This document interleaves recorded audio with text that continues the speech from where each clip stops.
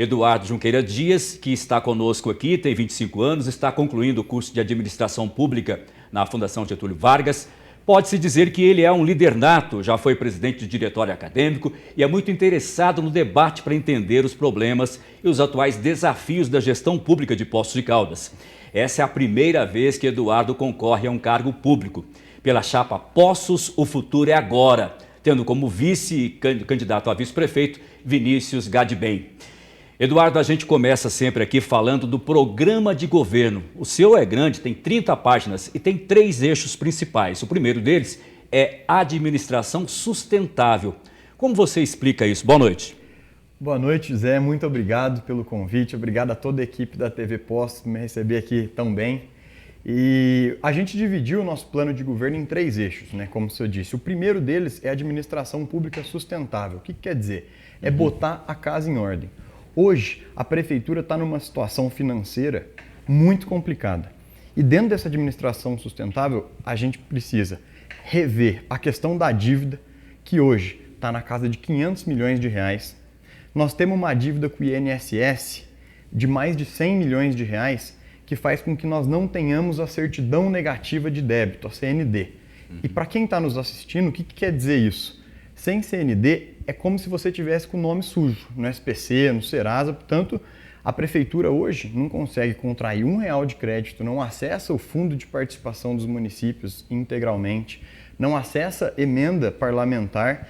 Então, se a gente não conseguir resolver esses problemas, é muito difícil da gente falar em melhoria dos serviços públicos, né? Além disso, um conjunto de reformas precisam ser feitos no sentido de rever todos os contratos da prefeitura, rever as licitações da prefeitura, né? E também algumas medidas em relação ao funcionalismo público, porque nós precisamos corrigir algumas assimetrias. É inadmissível que 66 servidores representam 10% da folha. Nós estamos falando aí de salário de 50, 60, 70 mil reais. E justamente por esses salários, a gente acaba prejudicando muito a situação da prefeitura e o grosso do servidor, mais da metade, ganha 1, 2 salários. E esse pessoal acaba sendo prejudicado por conta dessas distorções absurdas que a gente tem. Além disso, um pacote de digitalizar, né, modernizar, informatizar os fluxos e os processos da prefeitura, para que a gente tenha uma compreensão mais clara dos indicadores do município e da prestação de serviço. Portanto, o primeiro eixo, fazendo um resumo, é basicamente nesse sentido. O segundo eixo que o senhor fala aqui é bem-estar social como prioridade. Detalhe isso para a gente. Bom, o bem-estar social, na verdade, são todas as políticas públicas fim.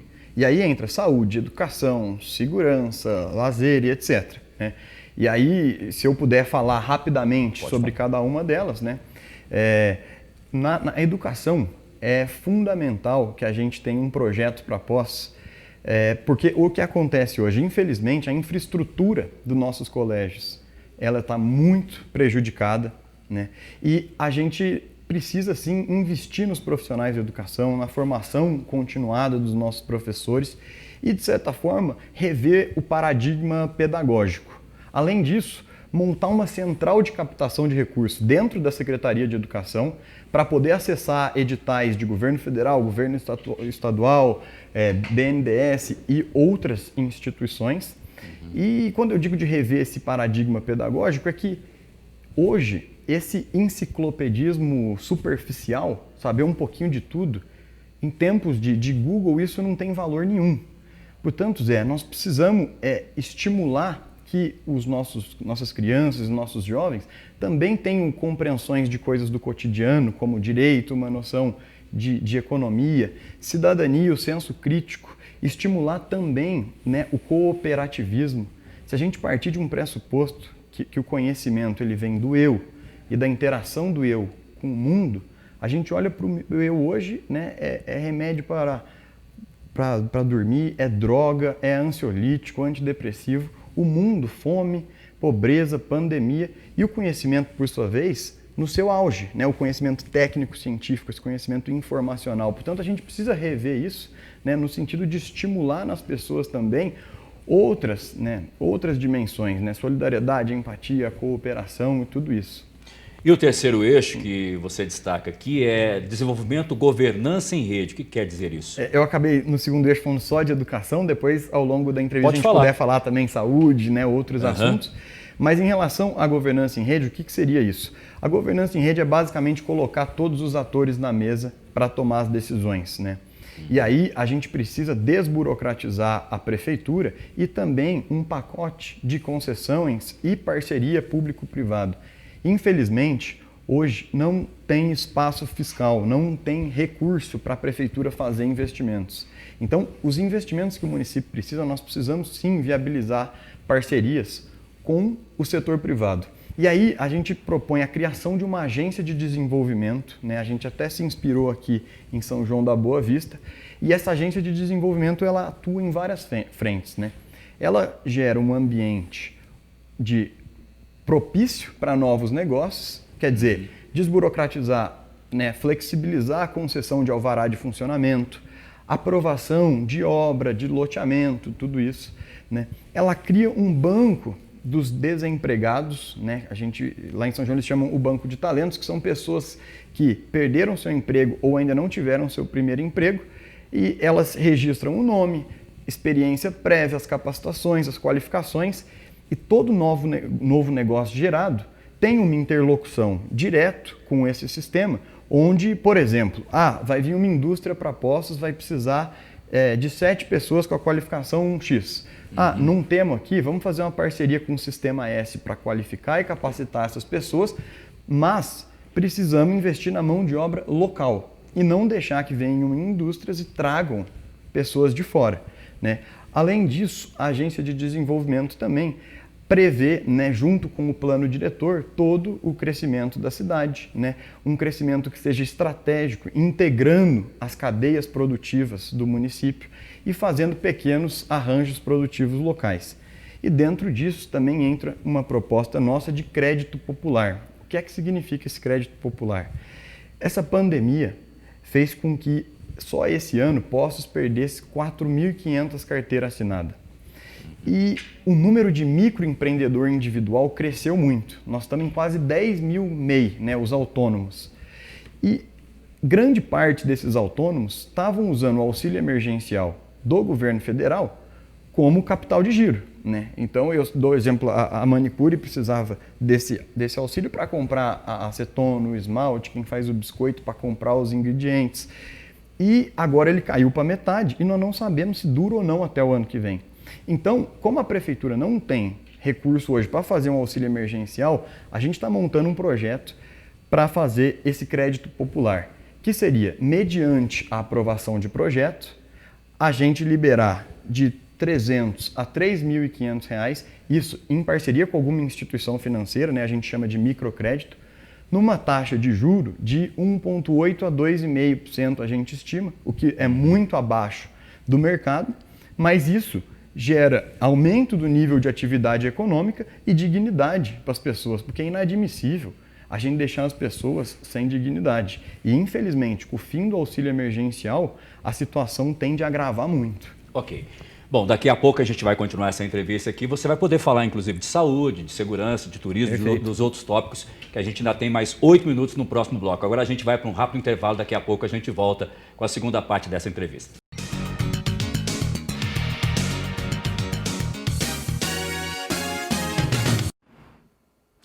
Voltamos ao vivo com a entrevista de hoje aqui no Telefatos com o candidato Eduardo Junqueira Dias, do PDT. Vamos agora para as perguntas diretas preparadas pela nossa produção. Começando pelo fato de você ser muito jovem, 25 anos, já querer ser prefeito da cidade. Como é que você responde às críticas que as pessoas fazem nesse sentido? Você sendo tão jovem, já querer almejar o cargo de prefeito. Eu costumo dizer que a minha idade não me faz nem melhor nem pior do que ninguém, né? Eu estou aqui com uma vitalidade, com um vigor muito grande para realizar essa missão. Eu acredito muito nesse projeto, né? Eu me cerquei de pessoas extremamente competentes e pessoas que querem fazer uma política diferente, uma política que é aquela política que combate esses velhos maneiras de fazer política, esse toma lá da cá, essa perspectiva de cabide de emprego, mas sim uma política baseada no resultado, uma política de execução baseada em dado, em evidência, em fundamento científico. E se a gente for olhar, tem vários exemplos de jovens que estão fazendo um excelente trabalho, né? O Eduardo Leite, que foi prefeito de Pelotas, eu conheço bem ele da GV, né? Hoje é governador do Rio Grande do Sul, pouco mais velho, tem com 30 e poucos anos, mas também foi 35, prefeito com a minha idade. Se não me engano, 35 hoje, né? Pois é. Mas ele foi prefeito de Pelotas com 27 anos. Exatamente. Fez uma gestão excelente, né? Hoje você tem um conjunto de deputados federais eleitos em 2018, jovens, e que estão fazendo também uma gestão excelente, né? Eu tenho um amigo na política que eu tive o prazer de conhecer na entidade que eu montei em São Paulo, que é o João Campos, que também está concorrendo à prefeitura de Recife, e a gente troca figurinha nesse sentido, mas realmente a gente precisa mostrar trabalho, mostrar resultado, né? E mostrar quem é o grupo que a gente está cercado. O segredo, então, é formar uma boa equipe de trabalho. Formar uma boa equipe de trabalho e apresentar um bom projeto, tá certo? Eu estou aqui para discutir a cidade, para discutir os problemas da cidade e para apresentar soluções. Não picuinha, falar dos outros, não. Nós precisamos discutir como que nós vamos resolver o problema de uma cidade que hoje, gente, nos últimos 12 anos, perdeu completamente o protagonismo. Uma cidade que a cada dia vai perdendo a qualidade de vida, que tem o jovem completamente sem perspectiva, né? As pessoas, não, porque o Eduardo, primeiro emprego, não sei o que lá. Eu tive outras experiências. Agora, infelizmente, o jovem aqui em Poços não tem nenhum tipo de oportunidade. E num mundo onde a capacidade de consumo está cada vez mais atrelado à felicidade, o jovem, ao invés de se sujeitar a ganhar lá meio salário para trabalhar o dia todo, acaba optando por outros caminhos, que é o caminho do crime, o caminho das drogas, o caminho do tráfico, porque ele ganha 5, 6 vezes mais. E o que é que a gente vai fazer? Como é que a gente vai reter esses jovens? Isso é um grande desafio, porque, infelizmente, esse é um caminho que não tem volta. Essas pessoas depois, para se reintegrar socialmente, é um desafio muito grande. Então, nós não podemos deixar o jovem desamparado, e eu estou aqui justamente para debater a cidade, debater os problemas da cidade e dizer como eu vou resolver os problemas. Agora, na campanha, você está percorrendo por todo o município, tem visto muitas coisas. O que você viu aí durante essa campanha? Por exemplo, a questão da falta d'água, eu já vi que você abordou isso, né? A campanha está sendo um grande aprendizado para mim, né? Eu nunca tinha sido candidato a um cargo eletivo, né, na política institucional, e eu estou aprendendo muito. Nós estamos fazendo uma campanha diferente, né? Nós estamos fazendo uma campanha, Zé, sem pegar R$1 de quem tenha qualquer tipo de vínculo com a prefeitura, tá certo? Fornecedor, contrato que depende de alvará, enfim, que tenha qualquer relação de dependência com a prefeitura. Uma campanha transparente, uma campanha limpa, e a gente se depara com muitos desafios, porque constantemente aparece fake news, constantemente aparece, né, a armadilha para a gente, mas nós estamos firmes. Eu tenho convicção que esse jeito de fazer política é o que a gente precisa, é o que o país precisa e é o que a nossa cidade precisa. E em relação aos problemas, né, até bati muito na questão da falta d'água, porque você que está aí em casa e que abre uma torneira para cozinhar e não tem água, que liga um chuveiro para tomar banho e não tem água, que vai dar uma descarga e não tem água, isso é questão de dignidade. Todo ser humano carrega em si condição de viver dignamente. E eu estou aqui justamente para ajudar a alcançar esse objetivo. É inadmissível que numa cidade rica, igual a nossa, há uma parcela da população que frequentemente, toda semana, está ficando sem água. Como é que pode? Com uma empresa própria. O erro nisso aí você acha que é planejamento? Sem dúvida alguma, o DEMAI precisa, evidentemente, de maneira urgente, um choque de gestão. Porque o que acontece hoje, o DEMAI tem uma perda de água tratada de aproximadamente 40%. Isso é muito. A tubulação completamente arcaica, enferrujada. Volta e meia, a água das pessoas sai lá marrom. Então nós precisamos de um choque de gestão, né? Nós precisamos profissionalizar a gestão, e isso que está acontecendo é completamente inadmissível. No bloco anterior você falou que queria, você falou só, focou no programa de governo, falou sobre educação, você falou que queria falar de algo mais na área, de outras áreas. Saúde, por exemplo, o que você deixou de falar em relação ao plano de governo? A saúde, né, é importante falar que Poços hoje gasta muito na saúde, mas no meu modo de ver gasta mal. Hoje, enquanto a Constituição prevê que os municípios devem gastar 15% na saúde, Zé, e a média dos municípios brasileiros é 23%, Poços está investindo mais do que 30%, tá certo? E o que é que acontece? Nós temos um gargalo muito grande, né? E aí é um conjunto de desafios que nós temos. E algumas propostas que a gente tem é, por exemplo, a criação de uma nova UPA na Zona Sul, que a Zona Sul já tem mais de 50 mil habitantes, portanto pode ter uma UPA tipo 1, né, e já tem um raio de quilometragem da nossa UPA que também permite isso. A UPA que a gente tem é a UPA tipo 3, né, que tem mais serviços, né, mais, a capacidade de atendimento é maior. Expandir o número de PSF, que agora chama ESF, né, postos hoje está com 36 e a gente poderia expandir para 42, fazendo o cálculo do SUS de 4 mil ESF a cada 4 mil habitantes, uma unidade. Um ESF, exatamente. E aí tem um conjunto de problemas, né? Por exemplo, lá na Santa Casa. A prefeitura tem que firmar uma parceria com a Santa Casa. Esses dias para trás eu tive um relato que teve um momento que tinha ali 10 leitos de UTI, 7 ocupados por pessoal de Andradas, 2 de Bandeira do Sul e 1 para um posto caldense. E a demanda de postos caldense precisando de leito era enorme. E isso é inadmissível.